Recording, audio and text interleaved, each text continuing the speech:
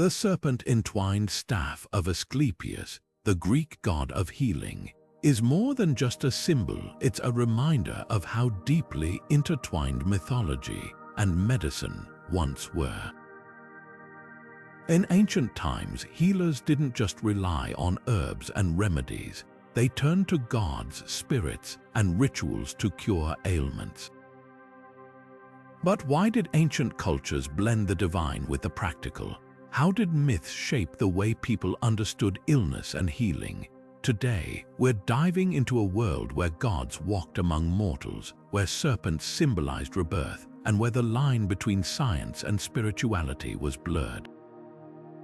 Together, we'll explore how these ancient beliefs not only influenced medicine thousands of years ago, but left a legacy that still echoes in the way we think about health and healing today. Ready to uncover the secrets of mythology's role in ancient medicine? Let's begin. In ancient cultures, healing wasn't just about treating the body. It was about connecting with forces greater than ourselves. Gods and goddesses like Asclepius, Isis, and Apollo were more than mythological figures. They were seen as divine healers, capable of curing diseases that baffled even the most skilled physicians. Take Asclepius, for example. Born to Apollo, the god of healing and prophecy, Asclepius was said to have learned the secrets of medicine from the wise centaur Chiron. Over time, he became so skilled that he could even bring the dead back to life, a power that angered Zeus, who struck him down but later immortalized him as the god of healing. His serpent-entwined staff remains a symbol of medicine to this day, a testament to his enduring influence. But Asclepius wasn't alone. In Egypt, the goddess Isis was revered as a healer and protector. According to myth, she used her magical powers to resurrect her husband Osiris and heal her son Horus. Her temples became centers of healing, where the sick would come to seek her divine intervention. Similarly, Apollo, the Greek god of light and healing, was believed to send plagues as punishment but also to cure them with his sacred touch. These deities were more than just figures of worship. They were embodiments of hope and trust in a world where illness often felt like a punishment from the gods. Temples dedicated to these divine healers, known as Asclepia in the case of Asclepius, were more than places of worship. They were ancient hospitals. Patients would travel great distances to sleep in these sacred spaces, hoping to receive healing through dreams or visions sent by the gods. Priests acted as intermediaries, interpreting these dreams and prescribing treatments that often combined herbal remedies with spiritual rituals. It was a holistic approach, blending the physical and the metaphysical, where faith played as much a role as medicine. What's fascinating is how these gods and goddesses bridged the gap between the spiritual and the physical. In a time when the causes of illness were often mysterious, these divine figures offered explanations and solutions. They gave people a sense of control in a world filled with uncertainty. By turning to the gods, ancient societies found not only healing but also hope, a belief that even in the face of suffering, there was a higher power looking out for them. This trust in the divine wasn't just about curing ailments. It was about restoring balance both within the body and in the world at large. As we move forward, we'll see how these divine beliefs didn't just stay in the realm of myth. They shaped the very foundations of ancient medicine, influencing practices that would endure for centuries. The temples dedicated to Asclepius, known as Asclepia, were more than just places of worship. They were sanctuaries of healing, where the spiritual and the scientific intertwined in ways that might surprise us today. Picture this: patients would travel from far and wide, often after exhausting all other options, to seek the gods' divine intervention. These temples were strategically located in serene, natural settings, near sacred springs or lush groves, creating an atmosphere of tranquility and renewal. The architecture itself was designed to inspire hope, with grand colonnades, soothing courtyards, and spaces for communal rituals. It was a place where the sick could find solace, not just for their bodies but for their souls. At the heart of these temples were the rituals which blended spiritual practices with early forms of medicine. Patients would first undergo purification rites, bathing in sacred waters to cleanse themselves of impurities, both physical and spiritual. Then they would offer sacrifices or prayers to Asclepius, seeking his favor. But the most intriguing part of the healing process was the practice of incubation. Patients would sleep in special chambers called a baton, where they believed the god would visit them in their dreams. These dreams were seen as divine messages, offering clues about the patient's condition and the treatments they needed. Priests, acting as both spiritual guides and early physicians, would interpret these dreams and prescribe remedies, often a mix of herbal medicines, dietary changes, and physical therapies. What's remarkable is how these practices reflect a holistic understanding of health. The ancient Greeks didn't separate the mind from the body. They saw illness as a disruption of harmony, both within the individual and with the divine. The rituals at the Asclepia were designed to restore that balance, combining faith with practical treatments. For example, patients might be given a concoction of herbs to ease physical symptoms, but they were also encouraged to reflect on their dreams and emotions, recognizing the role of mental and spiritual well-being in the healing process. The influence of these temples extended far beyond their walls. Asclepions became models for early healthcare systems, inspiring the development of public health practices in the ancient world. The idea of combining spiritual care with medical treatment spread across cultures, from the healing sanctuaries of Egypt to the sacred groves of Rome. Even today, we can see echoes of this ancient approach in modern holistic medicine, which emphasizes treating the whole person, body, mind, and spirit. These temples remind us that healing is as much about hope and connection as it is about science. They stand as a testament to humanity's enduring search for meaning in the face of suffering, and to the belief that even in our darkest moments, there is a path to restoration.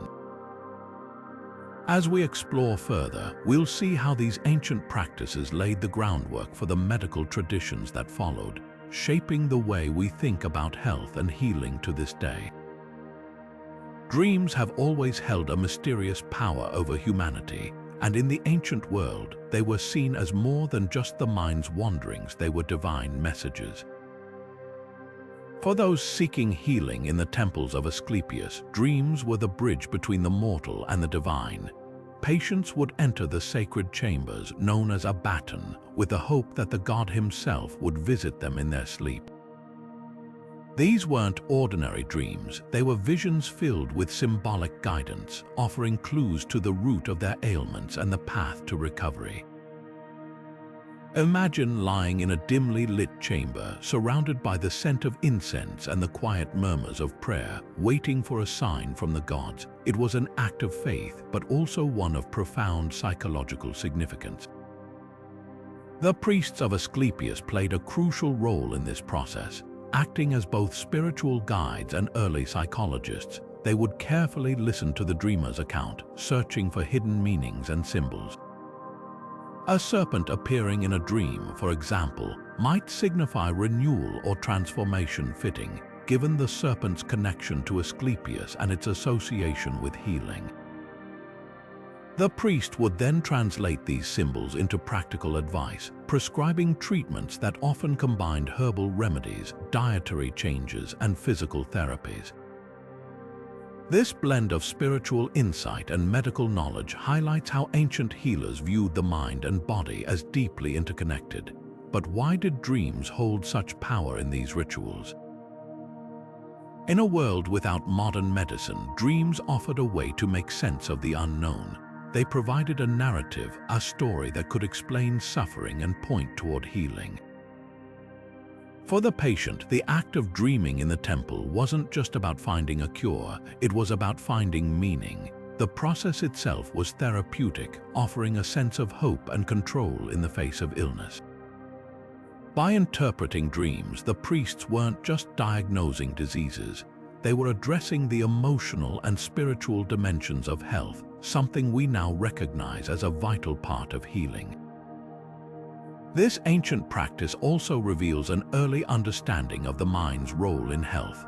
Long before the term psychosomatic entered the medical lexicon, the Greeks recognized that thoughts, emotions, and beliefs could influence physical well-being. The rituals at the Asclepia tapped into this idea, using dreams as a tool to access the subconscious and uncover the deeper causes of illness. It was a form of early psychotherapy, rooted in mythology but grounded in a profound awareness of human nature. The blending of mythology and psychology in these practices is striking. Dreams were seen as messages from the gods, but they also served as a mirror, reflecting the dreamer's fears, hopes, and unresolved conflicts. In this way, the temples of Asclepius weren't just places of physical healing. They were spaces for emotional and spiritual transformation. The rituals acknowledged that true healing required more than just treating symptoms. It required addressing the whole person, a principle that resonates deeply in modern holistic medicine. As we reflect on these ancient practices, it's clear that dreams were more than just a tool for diagnosis. They were a testament to humanity's enduring search for meaning and connection. The belief in divine messages through dreams may seem foreign to us today, but the underlying idea that healing involves both the body and the mind remains as relevant as ever. This ancient wisdom reminds us that even in our most vulnerable moments, there is a path to restoration, one that bridges the seen and the unseen, the physical and the spiritual. Herbal medicine was more than just a practical tool in the ancient world. It was a gift from the gods steeped in myth and meaning. Take the mandrake root, for instance. According to legend, this mysterious plant, with its human-like shape, was said to scream when uprooted, a cry so powerful it could kill anyone who heard it. To harvest it safely, ancient healers would tie a dog to the plant and let the animal pull it from the ground, sacrificing itself in the process. This dramatic origin story wasn't just a tale. It reflected the mandrake's potent, almost magical properties. Used as an anesthetic and aphrodisiac, the mandrake became a symbol of life and death, renewal and danger, embodying the duality of healing itself. The sacred lotus, revered in Egyptian mythology, offers another fascinating example. Emerging from the primordial waters of creation, the lotus was seen as a symbol of rebirth and enlightenment. Its daily cycle, blooming at sunrise and closing at sunset, mirrored the journey of the sun god Ra across the sky. But beyond its symbolism, the lotus had practical uses. Ancient Egyptians used its seeds and flowers in remedies for anxiety and digestive issues, believing it carried the divine essence of the gods. The lotus wasn't just a plant, it was a bridge between the earthly and the divine, a reminder that healing often required both physical and spiritual nourishment. Then there's Artemis, the Greek goddess of the hunt and protector of women. Her connection to childbirth and healing made her a central figure in the use of medicinal herbs. Plants like mugwort and feverfew, often associated with Artemis, were used to ease labor pains and regulate menstrual cycles. These herbs weren't chosen at random. They were believed to carry the goddess's blessing, ensuring their effectiveness. The rituals surrounding their use often included prayers or offerings to Artemis, blending the practical with the sacred. For ancient healers, these plants were more than remedies. They were gifts from a goddess who understood the struggles of women and the mysteries of life. These mythical origins didn't just add a layer of spirituality to herbal medicine. They shaped how these plants were used and perceived. The stories gave meaning to their properties, turning them into more than just remedies. They became symbols of hope, transformation, and divine intervention. When a healer prescribed mandrake or lotus, they weren't just addressing physical symptoms. They were invoking the power of the gods, tapping into a tradition that blended science with faith. But let's not overlook the practical side of these plants. Ancient healers were keen observers of nature, carefully noting which herbs could soothe pain, reduce inflammation, or calm the mind. The mandrake's anesthetic properties, the lotus's calming effects, and Artemis's herbs for women's health were all grounded in real, observable benefits. These plants were the foundation of early pharmacology, their uses passed down through generations and refined over time. The myths surrounding them didn't just explain their origins, they preserved their knowledge, ensuring these remedies weren't forgotten. The interplay between myth and medicine reveals something profound about ancient cultures. They saw no separation between the natural and the supernatural. Herbs weren't just plants, they were divine gifts imbued with the power to heal both body and soul. This holistic approach, one that honored the spiritual as much as the physical, shaped the way ancient societies understood health and healing. As we explore further, we'll see how these beliefs influenced not just medicine, but the very way people lived their lives, seeking balance in a world where the sacred and the scientific were one and the same. Water has always held a sacred place in human history, symbolizing life, renewal, and transformation. In ancient cultures, purification rituals often began with water, seen as a divine gift capable of washing away not just physical impurities but spiritual ones as well. Picture a patient arriving at the temple of Asclepius, weary and ailing, stepping into a sacred spring. The cool water wasn't just cleansing their skin, it was believed to carry away the weight of their illness, restoring balance to both body and soul. This idea of water as a purifying force wasn't limited to Greece. In Egyptian mythology, the Nile River was revered as the lifeblood of the gods, its annual floods bringing fertility and renewal to the land. To bathe in its waters was to be touched by the divine, a ritual that connected the individual to the cycles of nature and the power of creation. But water wasn't the only element used in these rituals. Fire, too, played a crucial role, often in the form of smoke from burning herbs. Frankincense, a resin prized for its fragrant smoke, was central to Egyptian purification ceremonies. When burned, it was believed to carry prayers to the gods, its scent purifying the air and driving away malevolent spirits. This practice had deep mythological roots. According to one Egyptian myth, the god Horus used the smoke of frankincense to cleanse his mother Isis of impurities after her resurrection of Osiris. The smoke wasn't just a physical cleanser, it was a bridge between the earthly and the divine, a way to invoke the god's presence and protection. These purification rituals were more than symbolic gestures, they were acts of transformation. By washing in sacred waters or breathing in the smoke of sanctified herbs, individuals were preparing themselves for healing, both physically and spiritually. The rituals acknowledged that illness wasn't just a physical affliction. It was often seen as a disruption of harmony, a sign that something was out of balance. Purification was the first step in restoring that balance, a way to cleanse not just the body but the spirit as well. The symbolic power of water and fire in these rituals reveals something profound about how ancient cultures viewed healing. Water, with its ability to flow and adapt, represented the fluidity of life and the possibility of renewal. Fire, with its transformative energy, symbolized purification and the burning away of what no longer served. Together, they embodied the dual forces of creation and destruction, essential for any process of healing and rebirth. These practices also highlight the interconnectedness of the physical and spiritual worlds. For the ancients, there was no separation between the two. What affected the body also affected the soul, and vice versa. Purification rituals were a way to address both at once, preparing the individual for the healing journey ahead. Whether through the sacred waters of a temple spring or the cleansing smoke of frankincense, these rituals were acts of faith, hope, and renewal, reminding us that healing is as much about the spirit as it is about the body. As we delve deeper into the world of ancient medicine, we'll see how these symbolic practices laid the groundwork for more complex healing traditions, blending the mystical with the practical in ways that continue to resonate today.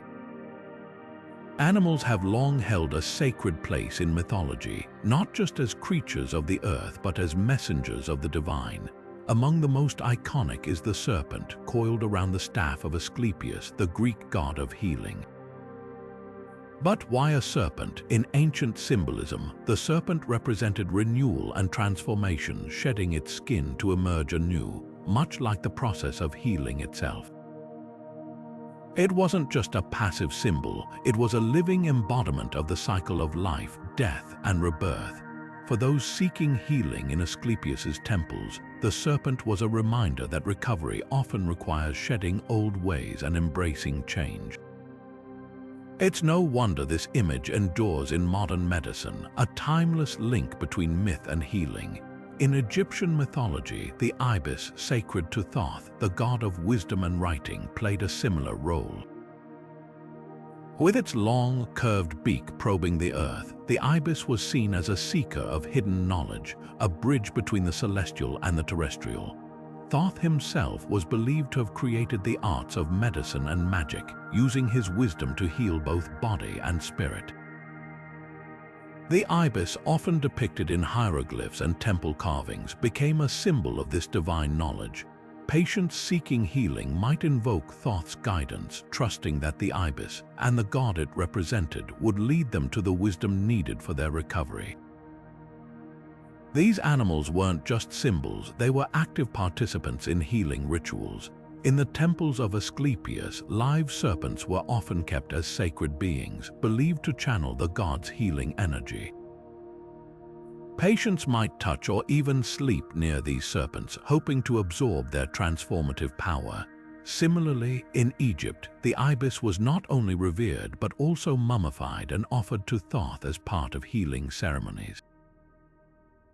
These practices reveal a deep connection between the natural world and the divine, where animals were seen as intermediaries carrying the god's blessings to those in need. But the symbolism of these creatures went even deeper. The serpent's association with renewal mirrored the cycles of nature, seasons changing, rivers flowing, and life emerging from decay. The ibis, with its connection to Thoth, represented the quest for knowledge and the belief that understanding the natural world was key to healing. Together, these animals embodied the idea that nature itself held the secrets to health and harmony. Ancient healers didn't just look to the gods for answers, they looked to the world around them, finding wisdom in the creatures that shared their environment. This reverence for animals highlights a broader theme in ancient medicine, the belief that nature was not separate from the divine but an expression of it. Whether through the serpent's renewal, the ibis's wisdom, or the sacred waters and herbs we've already explored, ancient cultures saw the natural world as a source of healing and balance. The rituals and symbols tied to these animals remind us that healing was never just about the body. It was about reconnecting with the rhythms of the earth and the wisdom it holds. As we move forward, we'll see how this deep respect for nature influenced not just individual healing practices but entire medical traditions, shaping the way ancient societies understood health and well-being. The animals of myth were more than symbols, they were guides, leading humanity toward a deeper understanding of the forces that shape our lives and our health. In the ancient world, words held a power far beyond their meaning. They were tools of transformation, capable of summoning the gods and altering the course of fate. Chants, prayers, and incantations were not mere recitations. They were acts of creation, weaving together the threads of myth and medicine to bring about healing. Take, for instance, the Egyptian Book of the Dead, a collection of spells and incantations designed to guide the soul through the afterlife. But these spells weren't limited to the realm of the dead. Many were adapted for the living, used in healing rituals to invoke the protection of deities like Isis and Thoth. To chant these sacred words was to step into the mythic, to align oneself with the divine forces that governed life and death. It was a way of saying, I am not alone in this, the gods are with me. The power of these spoken rituals wasn't just in their content but in their delivery. The rhythm of a chant, the cadence of a prayer, these weren't random. They were carefully crafted to resonate with the listener, creating a sense of harmony and order. In a world where illness often felt like chaos, these sounds brought a kind of balance. Imagine a patient lying in a dimly lit chamber, surrounded by the murmur of priests reciting sacred verses. The repetition of the words, the rise and fall of their voices, it was hypnotic, soothing, a reminder that even in the midst of suffering, there was a pattern, a purpose.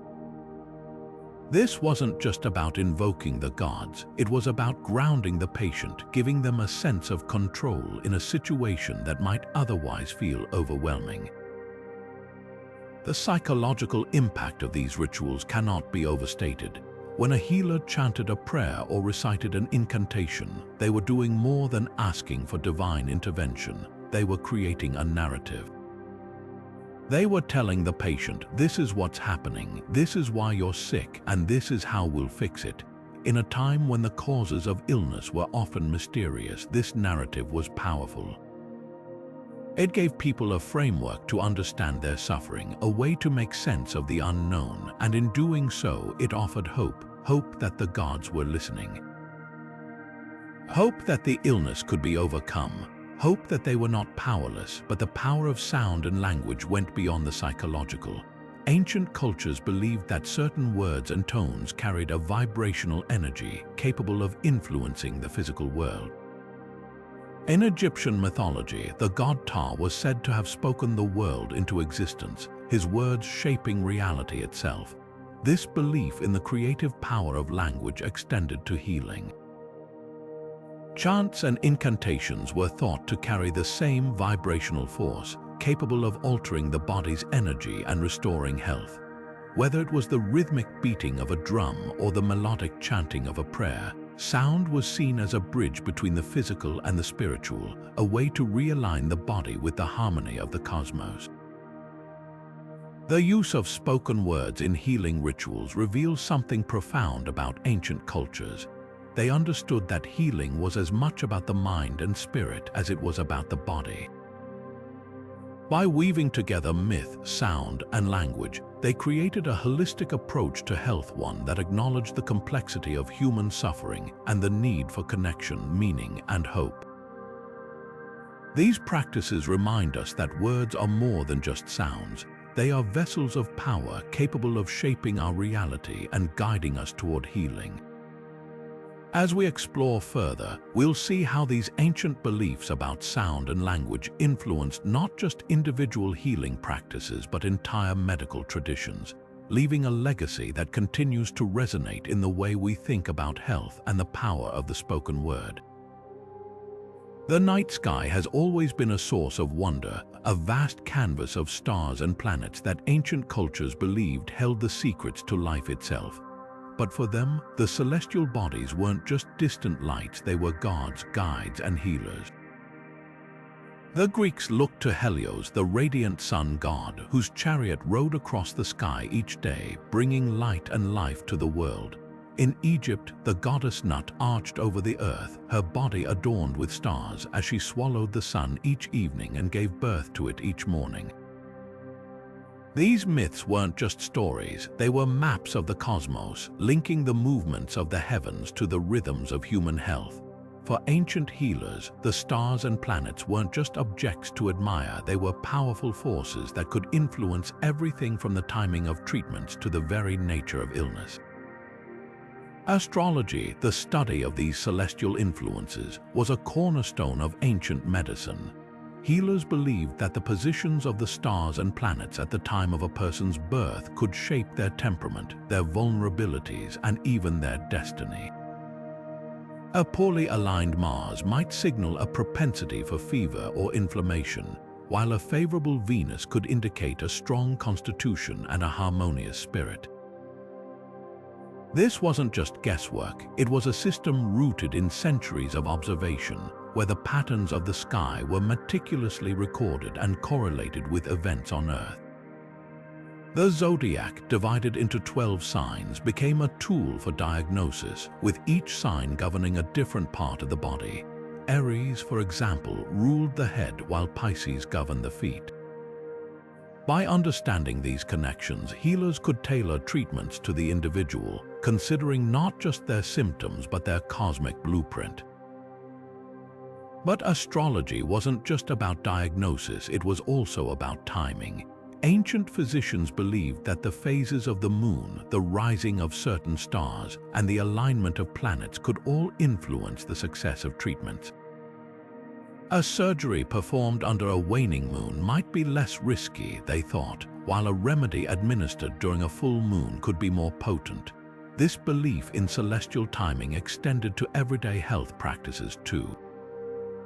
Herbs harvested at specific times were thought to carry the energy of the stars, making them more effective in healing rituals. Even the construction of temples and healing sanctuaries was often aligned with celestial events, ensuring that the buildings themselves resonated with the power of the cosmos. The mythological figures tied to these celestial bodies added another layer of meaning to their influence. Helios, the sun god, wasn't just a symbol of light, he was a bringer of vitality, his rays believed to have the power to purify and heal. In Egyptian mythology, Nut's starry embrace was seen as a protective force, her cosmic body shielding the earth and its inhabitants from chaos. These gods and goddesses weren't just abstract concepts, they were active participants in the healing process, their movements in the sky directly affecting the lives of those below. What's striking about this cosmic approach to medicine is how it reflects a deep understanding of interconnectedness. Ancient healers saw no separation between the heavens and the earth, the divine and the human. The stars weren't distant and indifferent. They were part of a living, breathing universe, one that responded to the prayers and rituals of those who sought their help. This belief in cosmic harmony shaped not just medical practices but the way people lived their lives, striving to align themselves with the rhythms of the universe. As we continue to explore the legacy of ancient medicine, it's clear that the stars were more than just points of light in the sky. They were guides, healers, and symbols of a world where everything was connected. The myths surrounding them remind us that healing is not just about treating the body, but about finding balance within the larger tapestry of life, a tapestry woven with threads of earth, sky, and the divine. Ancient healers didn't just rely on herbs and prayers, they wielded tools that were as symbolic as they were practical. Imagine a surgeon in ancient Egypt holding a knife made of obsidian, its sharp edge glinting in the torchlight. This wasn't just any blade, it was a sacred instrument believed to carry the power of the gods. Obsidian, formed from volcanic glass, was thought to have protective qualities, shielding both the healer and the patient from malevolent forces. In Aztec culture, obsidian knives were used not only for physical surgeries but also in ritual sacrifices, where the act of cutting was seen as a way to release illness or evil spirits. These tools were more than just objects, they were extensions of the divine, imbued with meaning that transcended their physical form. In Egyptian medicine, the Eye of Horus was another powerful symbol, often used in healing rituals and amulets. According to myth, Horus lost his eye in a battle with Set, the god of chaos, but it was later restored by Thoth, the god of wisdom. The restored eye became a symbol of healing, protection, and wholeness. Healers would carve the Eye of Horus into amulets or inscribe it on surgical instruments, believing it could ward off evil and restore balance to the body. This wasn't just decoration, it was a way of invoking the god's presence, turning a simple tool into a conduit for divine power. But symbolism didn't stop at the tools themselves, it extended to the very act of surgery. In many ancient cultures, cutting into the body wasn't just a physical procedure, it was a spiritual one. The healer wasn't merely removing a tumor or setting a bone. they were excising the illness itself, often seen as a manifestation of evil or imbalance. The ritual surrounding surgery was just as important as the procedure.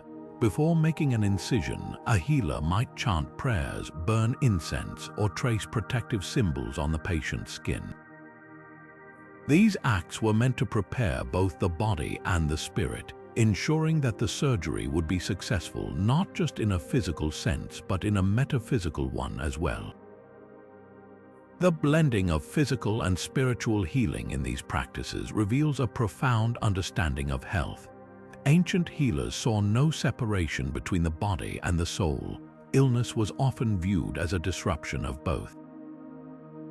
By using symbolic tools and rituals, they addressed not just the symptoms but the deeper causes of suffering.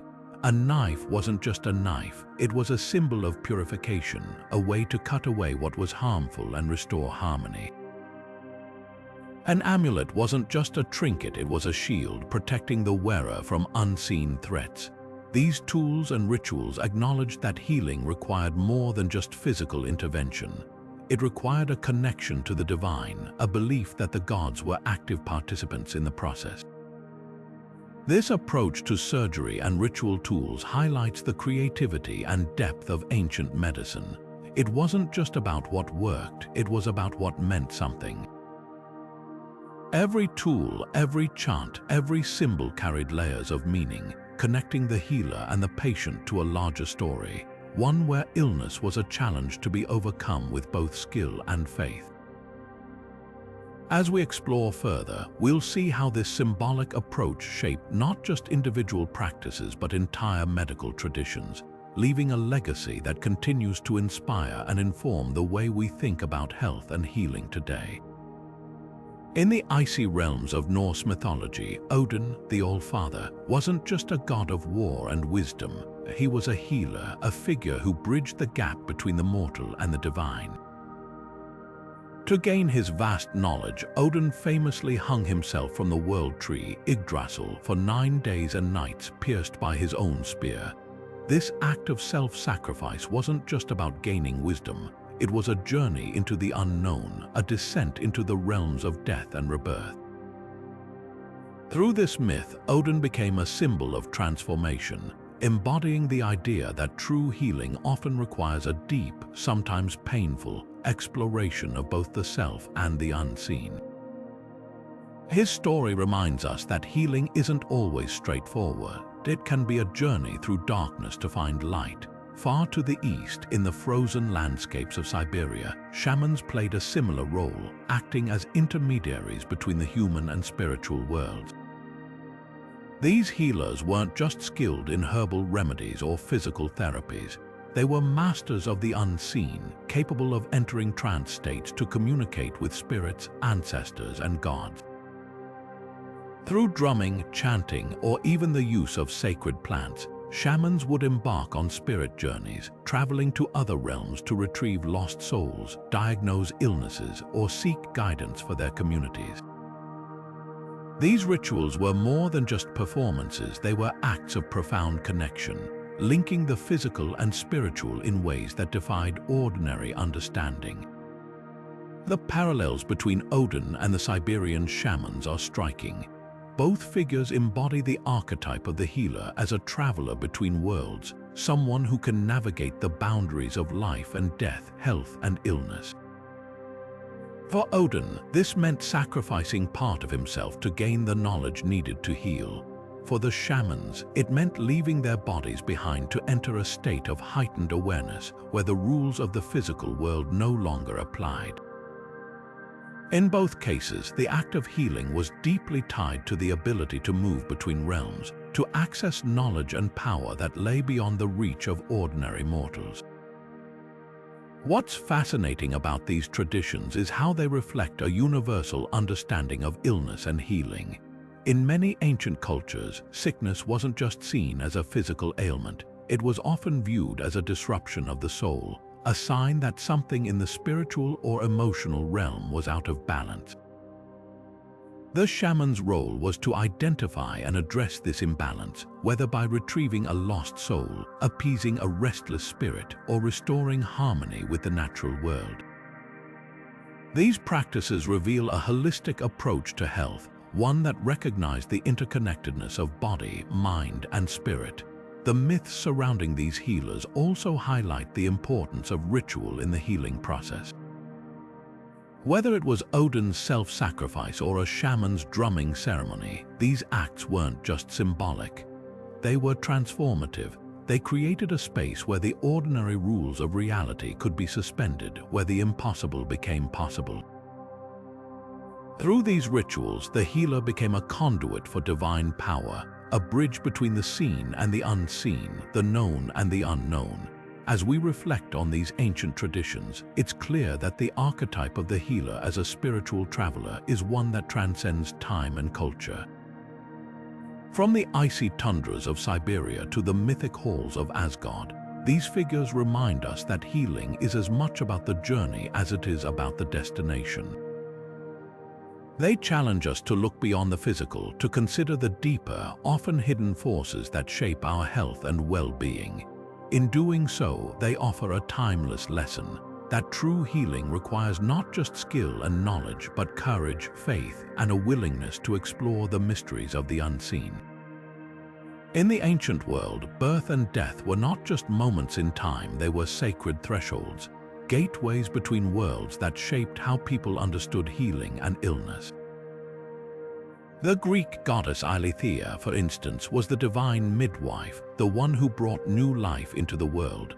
Her presence was invoked during childbirth, not just to ensure a safe delivery, but to remind mothers and families that birth was a sacred act, a moment of profound transformation.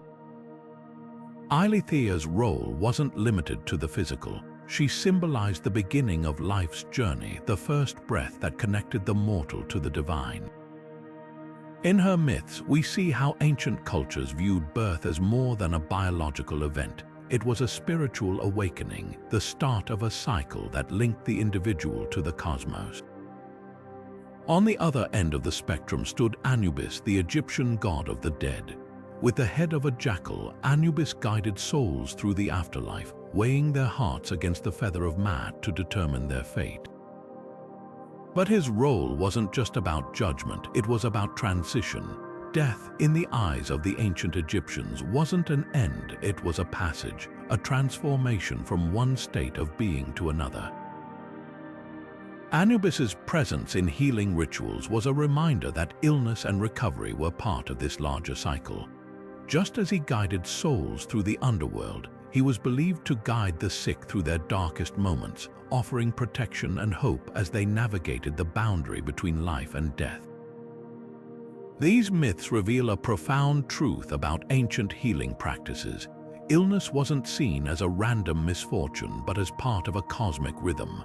Birth, life, death, and rebirth were all connected in a continuous cycle, and healing was about restoring balance within that cycle.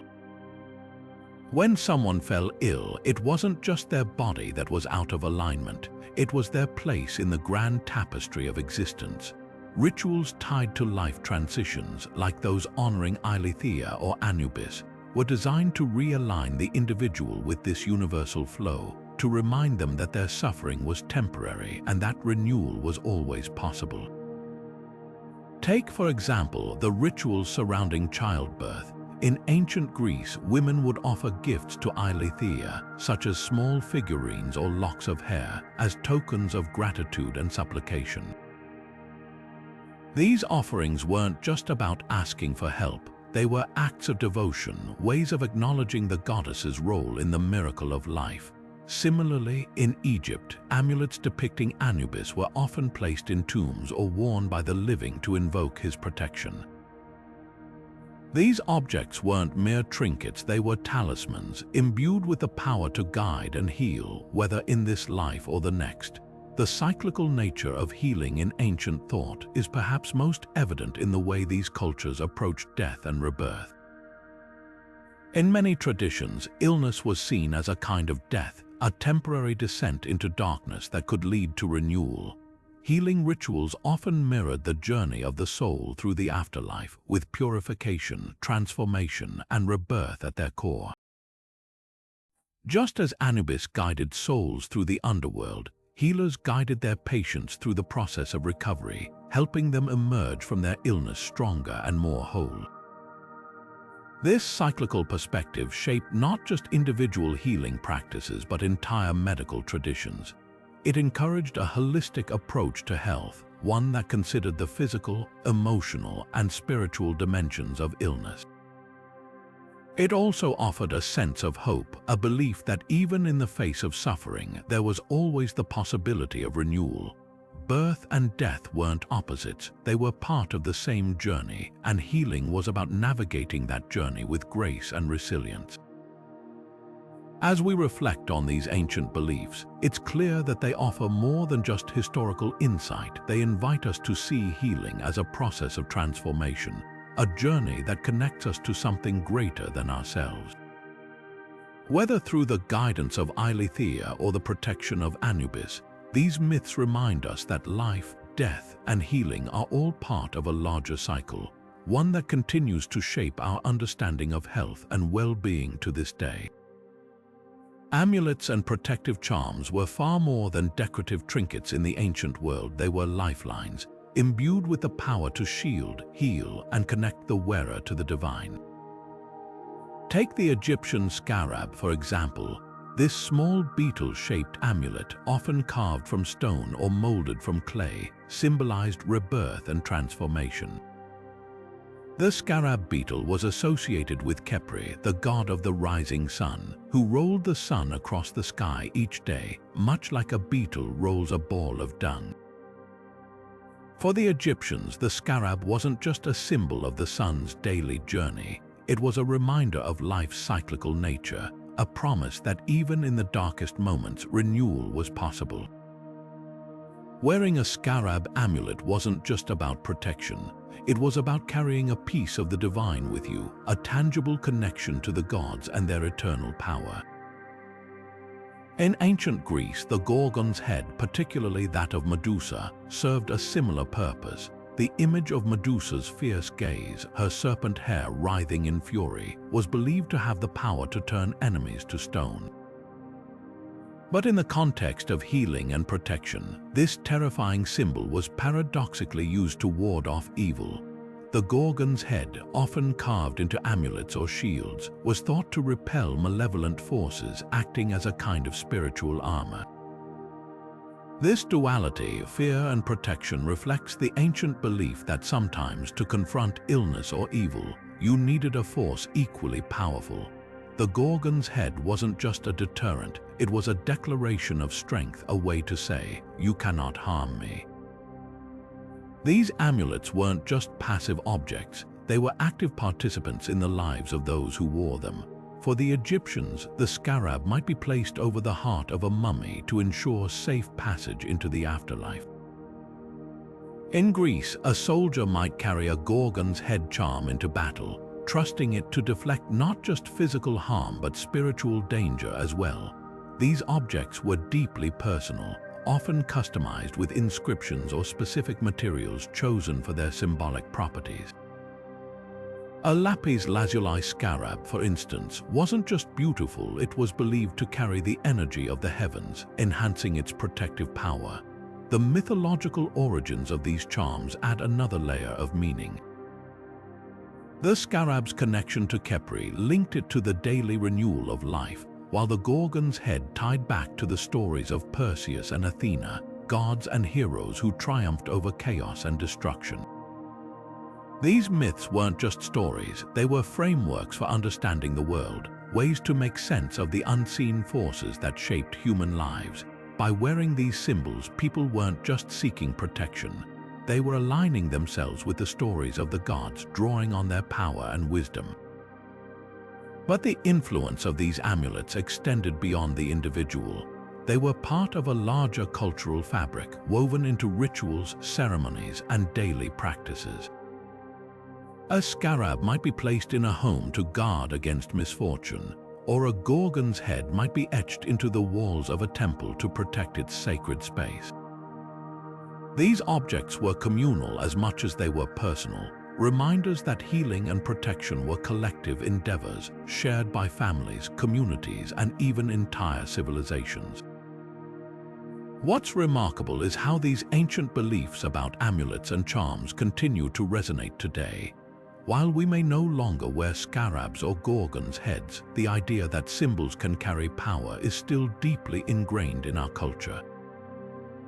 Think of a lucky charm, a religious pendant, or even a piece of jewelry passed down through generations. These modern equivalents are rooted in the same human desire for connection, protection, and meaning. The enduring belief in the power of symbols reminds us that, in many ways, we're not so different from our ancient ancestors. We still seek ways to navigate the uncertainties of life, to find comfort in the tangible and the symbolic, and to draw strength from the stories that shape our world. Ancient healers didn't just rely on physical symptoms to diagnose illness, they turned to the unseen, using divination to uncover the deeper causes of disease. Imagine a Babylonian priest standing over a freshly sacrificed animal, carefully examining its liver. To the untrained eye, it might seem like a gruesome ritual, but to the priest it was a map, a way to read the will of the gods and understand the forces behind a patient's suffering. The liver, believed to be the seat of life and emotion, was thought to reveal divine messages, its shape, texture, and markings offering clues about the patient's health and fate. This practice, known as hepatoscopy, wasn't just about anatomy. It was a form of communication with the divine, a way to bridge the gap between the spiritual and the physical. In Greece, the Oracle of Delphi played a similar role, though her methods were less visceral and more ethereal. Perched on a tripod above a fissure in the earth, the Pythia, as the oracle was known, would enter a trance-like state, breathing in the fumes believed to rise from the depths of the earth. Her cryptic utterances, often poetic and ambiguous, were interpreted by priests to guide decisions, not just in matters of state, but in health as well. If a patient's illness seemed beyond the understanding of mortal healers, a journey to Delphi might offer clarity. The oracle's prophecies weren't just predictions, they were insights into the divine will, revealing the spiritual roots of physical ailments. What's fascinating about these practices is how they combined spiritual insight with practical knowledge. Divination wasn't seen as separate from medicine, it was an integral part of it. Healers understood that illness often had causes beyond the physical, whether it was a curse, a divine punishment, or an imbalance in the soul. By using divination, they could address these unseen factors, offering treatments that went beyond herbs and remedies. A Babylonian priest might prescribe prayers or rituals alongside a herbal concoction, while a Greek healer might interpret a dream or consult the stars before making a diagnosis. This holistic approach recognized that healing wasn't just about the body, it was about the mind, the spirit, and the patient's place in the cosmos. The mythological roots of these practices add another layer of meaning. The Oracle of Delphi, for instance, was believed to channel Apollo, the god of healing and prophecy. Her words carried his authority, linking the act of divination to the divine realm. Similarly, in Babylonian culture, the liver was associated with the god Shamash, the deity of justice and truth. By reading the liver, priests weren't just interpreting signs. They were communing with Shamash himself, seeking his guidance in matters of life and death. These connections between divination and mythology reveal how deeply intertwined the spiritual and the scientific were in ancient medicine. But divination wasn't just about seeking answers from the gods, it was also about tapping into the healer's own intuition. The process of interpreting signs, whether through animal entrails, dreams, or prophetic visions, required a deep understanding of both the natural and the supernatural. It demanded a kind of wisdom that went beyond textbooks or formulas, a sensitivity to the subtle connections between the seen and the unseen. In many ways, the ancient healer was as much a seer as a physician, someone who could navigate the mysteries of the human condition with both skill and insight. This blend of intuition and prophecy in ancient medicine reminds us that healing is as much an art as it is a science. It challenges us to consider the unseen forces that shape our health, to look beyond the surface and seek the deeper truths that lie beneath. Whether through the liver of a sacrificed animal or the cryptic words of an oracle, divination offered a way to explore these mysteries, to find meaning in the midst of suffering, and to restore balance in a world where the physical and the spiritual were one and the same. Music and dance weren't just forms of entertainment in the ancient world, they were vital tools for healing, woven into rituals that connected the body, mind, and spirit. Picture this, a Greek Dionysian festival where the air is thick with the sound of flutes and drums, and people move in ecstatic rhythms, shedding their worries and inhibitions. These rites weren't just about revelry, they were acts of transformation. Dionysus, the god of wine and ecstasy, was also a god of renewal. His followers believed that through music and dance they could transcend their suffering, tapping into a divine energy that healed and restored. It was a communal experience, one that brought people together in a shared rhythm, creating a sense of unity and balance that was as therapeutic as it was spiritual. Across the Mediterranean, Apollo's lyre offered a different kind of healing. The god of light and music was said to have gifted humanity the lyre, its strings capable of producing melodies so pure they could soothe the soul and calm the mind. In Greek mythology, music was seen as a direct link to the divine, a way to harmonize the chaos of human emotion with the order of the cosmos. Apollo's lyre wasn't just an instrument, it was a tool for creating balance, its notes aligning the listener with the rhythms of the universe.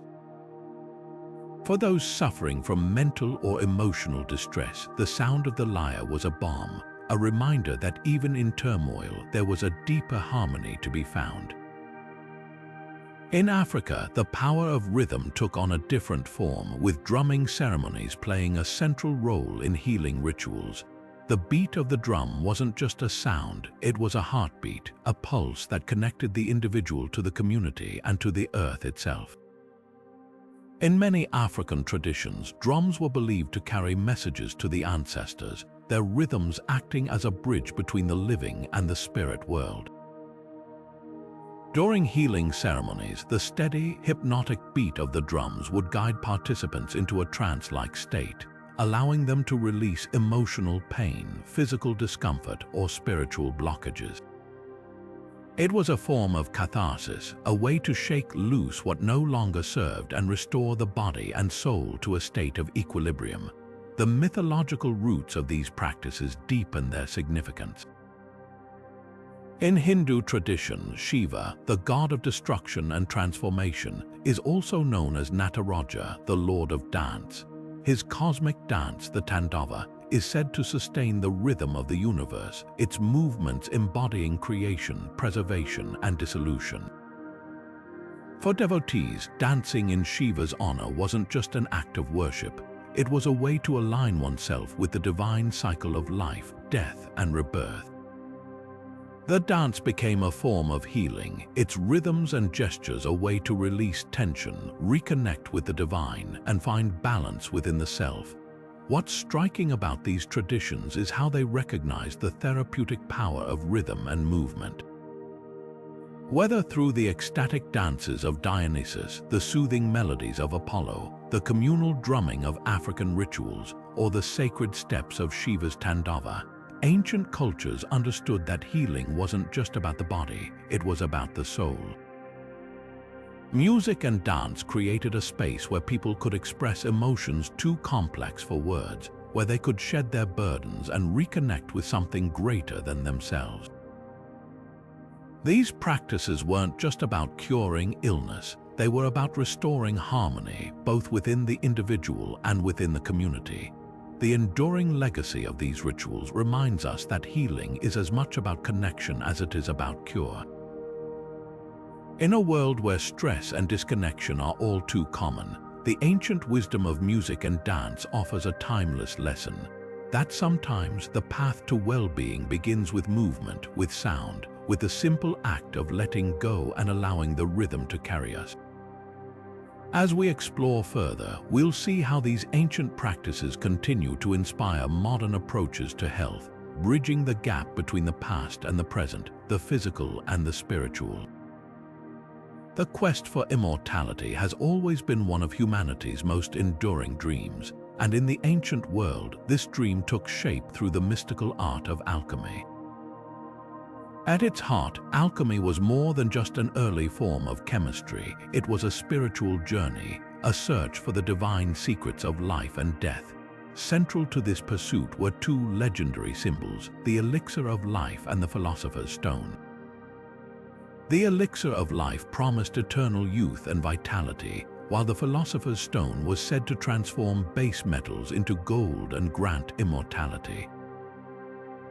These weren't just fantastical ideas, they were deeply rooted in myth and symbolism, reflecting a universal longing for transcendence and transformation. In Chinese mythology, the elixir of life was a recurring theme, often associated with the mythical Queen Mother of the West, who was said to possess the secret to eternal life.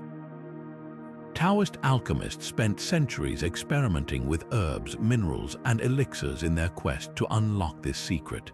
Their work wasn't just about creating a physical potion. It was about achieving spiritual enlightenment, aligning the body and soul with the natural order of the universe.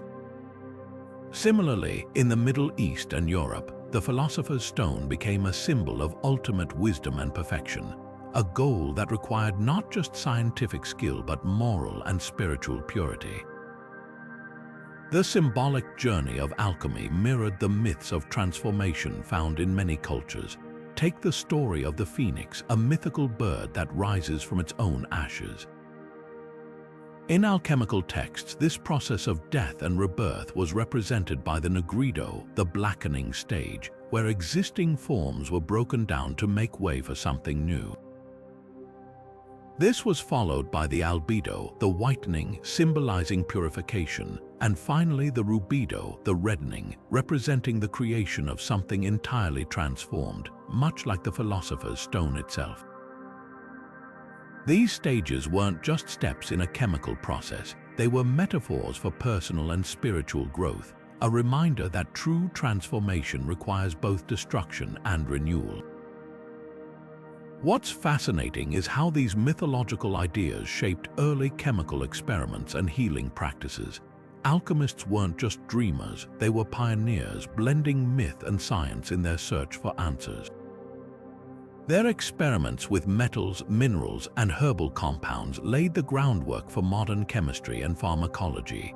For example, the alchemical pursuit of transmuting metals led to discoveries about the properties of substances like mercury and sulfur, which were later used in medicinal treatments. The symbolic quest for the elixir of life also influenced the development of early tonics and elixirs, many of which were believed to restore health and prolong life.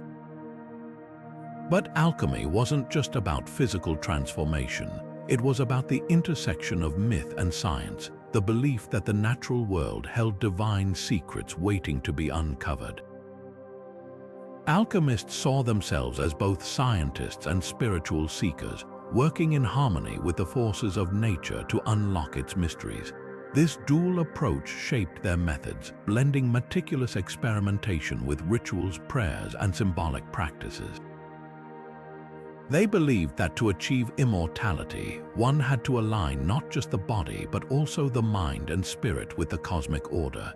This blending of myth and science reveals something profound about ancient cultures.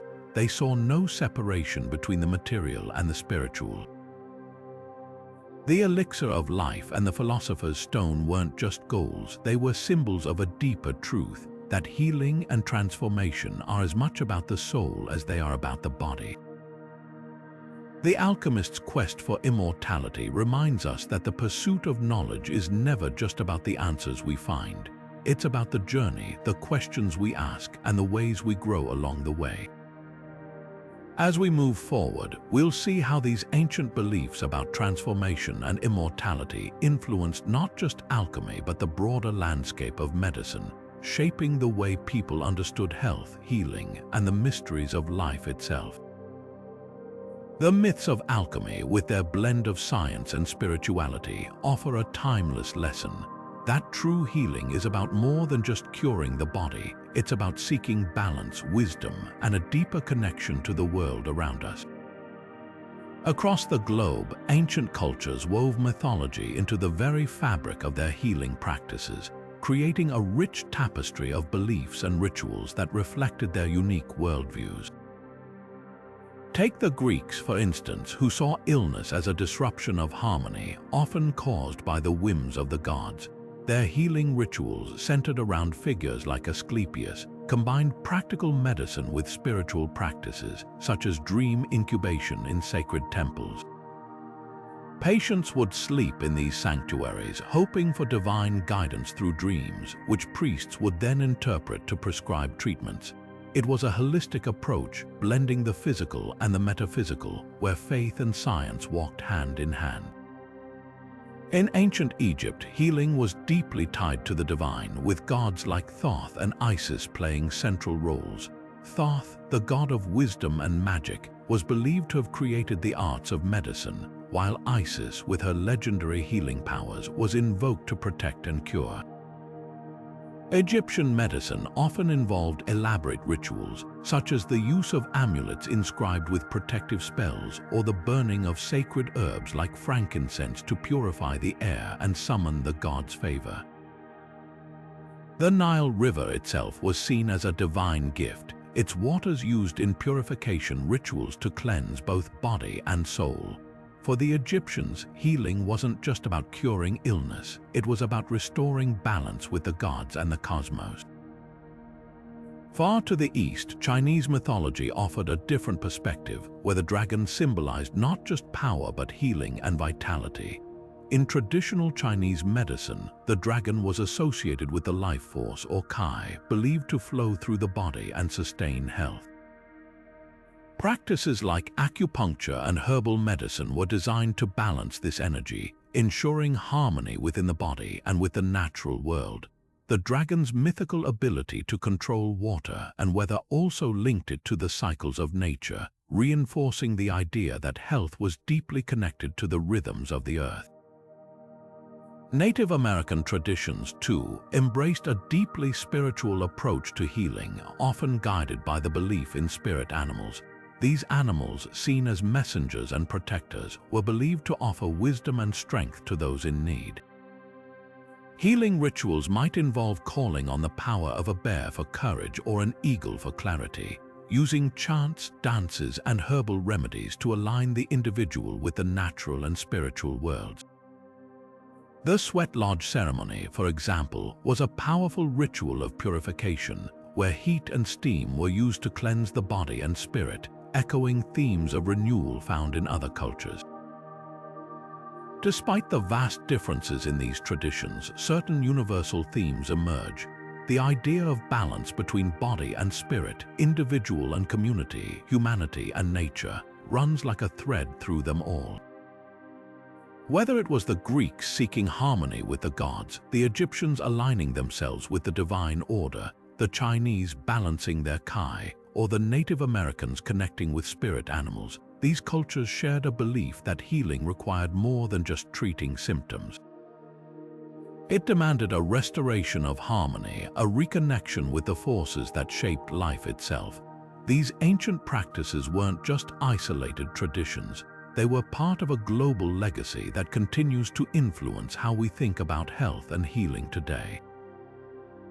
The holistic principles that guided these cultures, viewing the body, mind, and spirit as interconnected, are echoed in modern approaches like integrative and alternative medicine. The myths that shaped their healing rituals remind us that, across time and space, humanity has sought not just to cure illness but to find meaning in it, to understand our place in the world, and to restore balance in the face of chaos. As we explore further, we'll see how these ancient beliefs have left an indelible mark on the way we approach health, offering timeless insights into the art of healing. In the ancient world, where the causes of illness were often shrouded in mystery, myths offered more than just explanations. They provided a lifeline of hope. When faced with suffering, people turned to stories of gods and heroes who overcame impossible odds, finding in them a sense of meaning and control.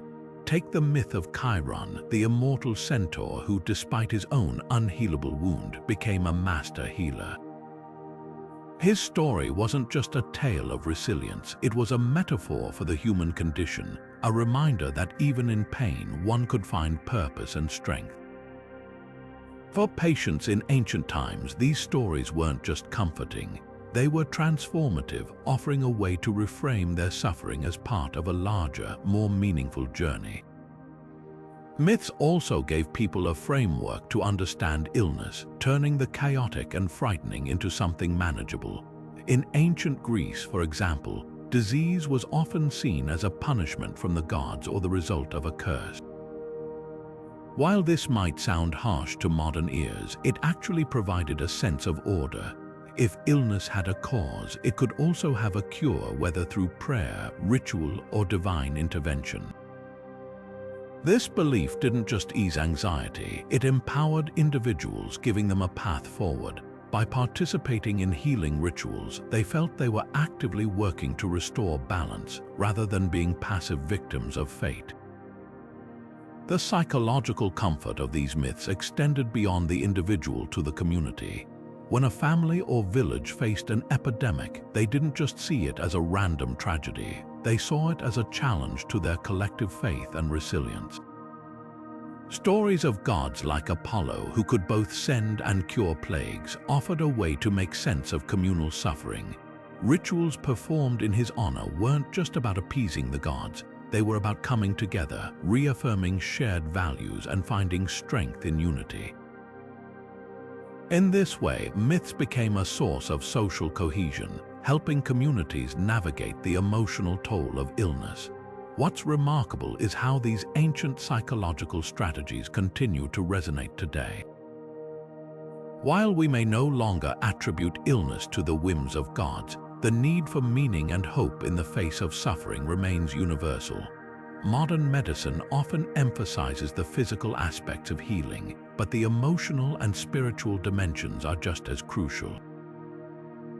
Practices like mindfulness, meditation, and even art therapy echo the ancient belief that healing involves more than just the body.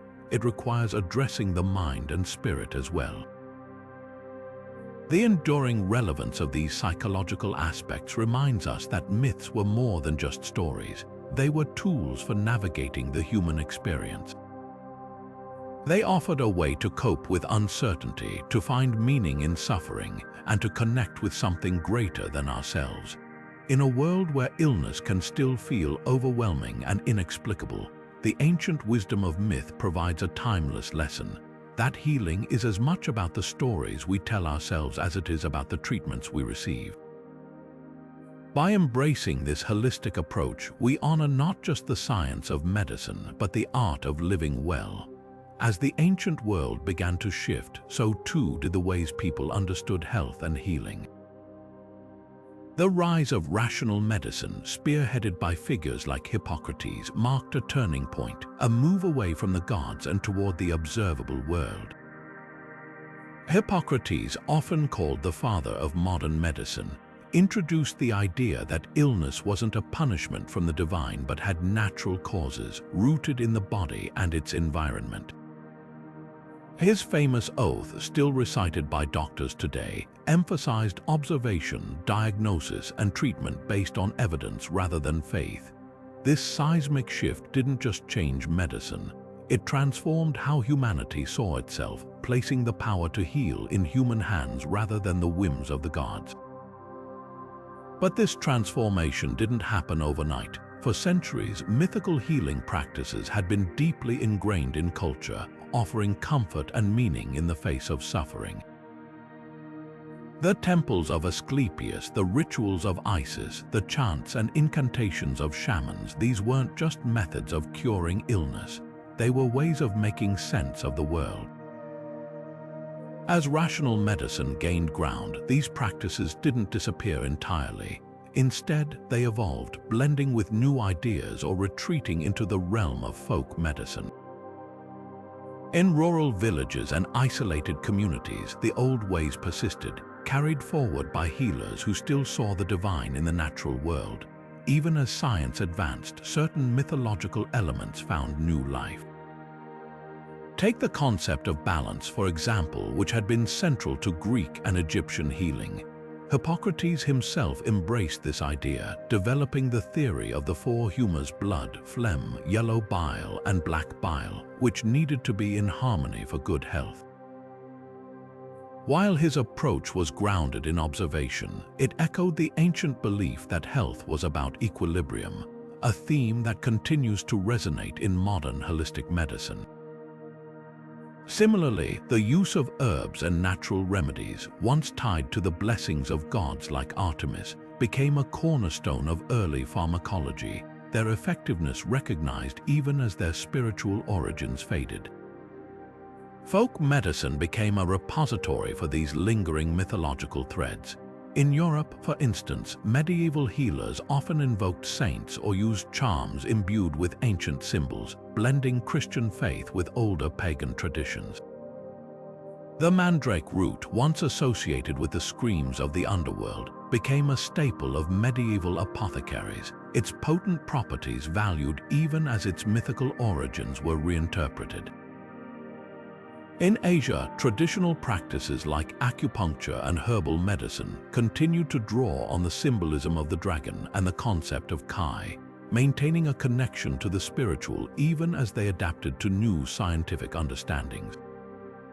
Today, the legacy of mythical healing is still alive, though often in subtle ways. Modern holistic medicine, with its emphasis on treating the whole person, body, mind, and spirit, echoes the ancient belief in interconnectedness.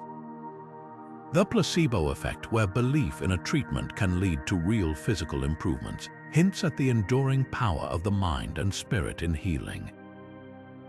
Even the caduceus, the staff entwined with two serpents often used as a symbol of medicine today, has its roots in myth, harkening back to Asclepius and the ancient Greek tradition of divine healing.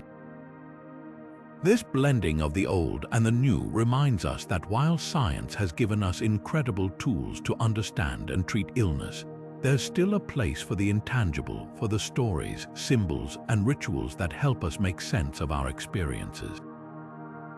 Mythical healing may no longer dominate the field of medicine, but its influence lingers, a testament to humanity's enduring search for meaning and connection in the face of suffering. As we continue to explore the intersection of myth and medicine, we'll see how these ancient practices have shaped not just our past, but our present and future as well. The caduceus, that familiar symbol of two snakes coiled around a winged staff, is a modern reminder of how deeply ancient myths are woven into the fabric of medicine today. While its origins trace back to Hermes, the Greek god of messengers and commerce, it's often mistakenly associated with healing, a nod to the enduring influence of Asclepius and his serpent-entwined staff. This mix-up isn't just a historical quirk. It's a testament to how mythology continues to shape our understanding of health and healing, even in an age dominated by science and technology. The caduceus, with its intertwined serpents, still evokes themes of balance and transformation, ideals that resonate as much today as they did thousands of years ago. Herbal medicine is another area where ancient myths quietly persist. Plants like lavender, chamomile, and echinacea, once revered for their divine associations, remain staples in modern herbalism.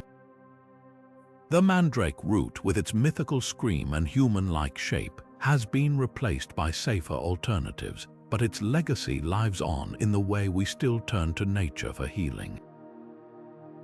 These remedies, once believed to carry the blessings of gods like Artemis or Isis, are now backed by scientific research, yet their mythological roots remind us that our connection to the natural world has always been as much about wonder as it is about practicality.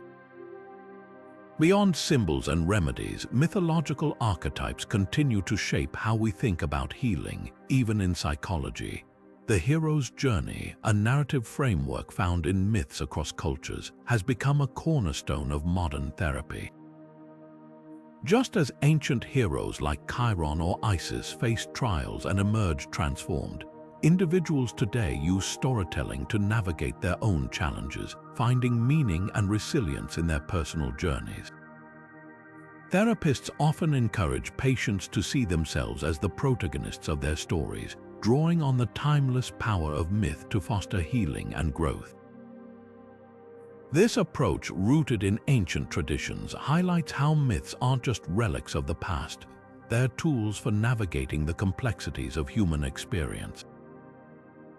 The enduring appeal of myths lies in their ability to explain the unexplainable. In a world where illness and suffering can still feel overwhelming, stories provide a framework for understanding and coping. Myths remind us that healing isn't just about curing the body.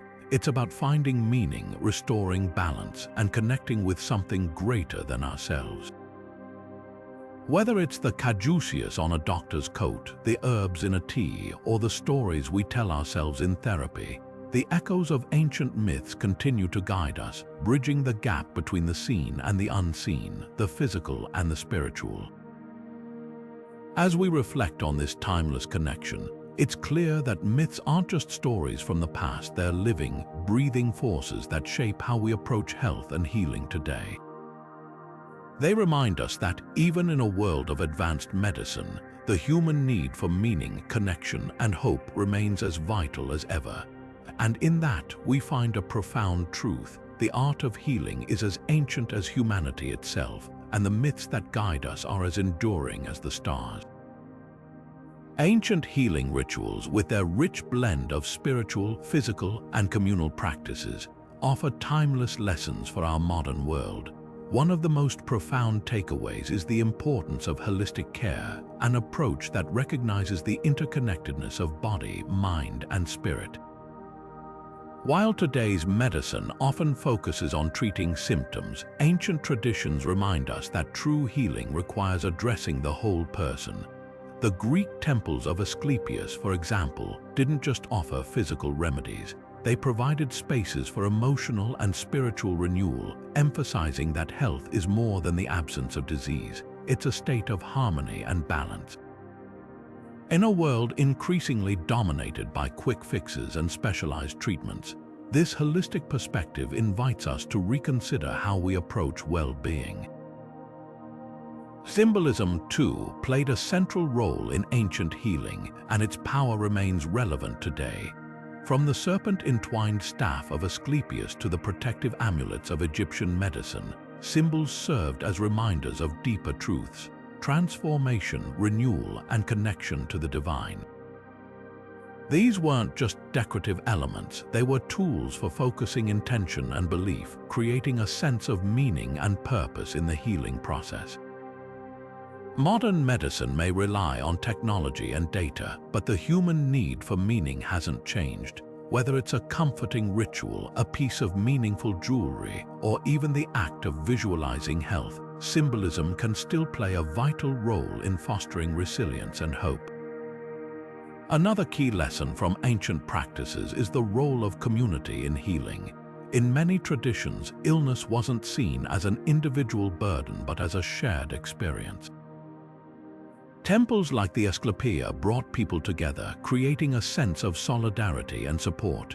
Healing rituals often involved entire families or communities, whether through collective prayers, dances, or offerings. This communal approach underscores the idea that health isn't just a personal journey, it's a collective one.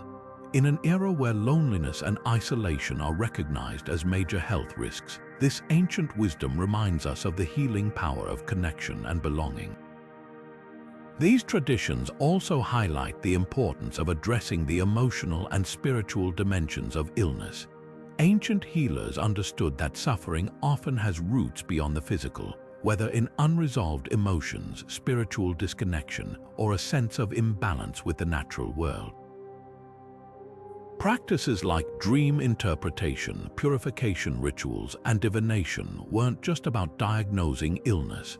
They were about uncovering the deeper causes of suffering and restoring a sense of meaning. This perspective is increasingly echoed in modern approaches like integrative medicine, which recognizes the importance of mental and emotional well-being in overall health. Perhaps most importantly, ancient healing rituals remind us that health is a dynamic, ongoing process rather than a fixed state. The cyclical nature of myths, birth, death, and rebirth mirrors the cycles of health and illness, emphasizing that healing is about adaptation and transformation. This idea is particularly relevant in addressing modern health challenges, from chronic illnesses to the stresses of fast-paced living. By embracing a more holistic, symbolic, and community-oriented approach, we can create a more compassionate and effective model of care, one that honors the complexity of human experience. As we reflect on the enduring legacy of mythical healing, it's clear that these ancient practices offer more than historical insight. They provide a roadmap for navigating the complexities of modern health. They remind us that healing is as much about connection, meaning, and balance as it is about medicine. By integrating these timeless lessons into our lives, we can cultivate a deeper sense of well-being, not just for ourselves but for the communities we're part of. The wisdom of the ancients continues to guide us, offering a bridge between the past and the present, the seen and the unseen, the physical and the spiritual.